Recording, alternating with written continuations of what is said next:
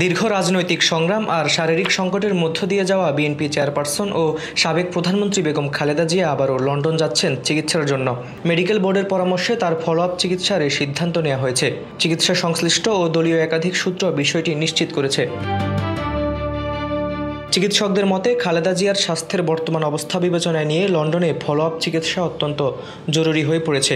এর আগে গত 8ই জানুয়ারি উন্নত চিকিৎসার জন্য তিনি লন্ডনে গিয়েছিলেন। সেখানে প্রায় 4 মাস অবস্থানকালে জানুয়ারির পুরোটা সময় তিনি হাসপাতালে ভর্তি ছিলেন। পরবর্তী 3 মাস তিনি ছিলেন বড় ছেলে এবং বিএনপি ভারপ্রাপ্ত চেয়ারম্যান তারেক রহমানের লন্ডনের বাসভবনে। এরপর 2 পুত্রবধূ সহ 6 মে দেশে ফেরেন। বেশ কয়েক বছর ধরে খালেদা জিয়া গুরুতর অসুস্থ থাকলেও তৎকালীন ক্ষমতাসীন সরকার তার চিকিৎসায় নানা বাধা সৃষ্টি করে। শেখ হাসিনার সরকার তার বিরুদ্ধে একের পর এক মামলা দিয়ে তাকে কারাবন্দী ও পরে গৃহবন্দী করে রাখে। পরিবার ও রাজনৈতিক দলগুলোর বারবার আহ্বান এবং আন্তর্জাতিক মহলের মানবিক আবেদন সত্ত্বেও তাকে বিদেশে চিকিৎসার সুযোগ দেওয়া হয়নি।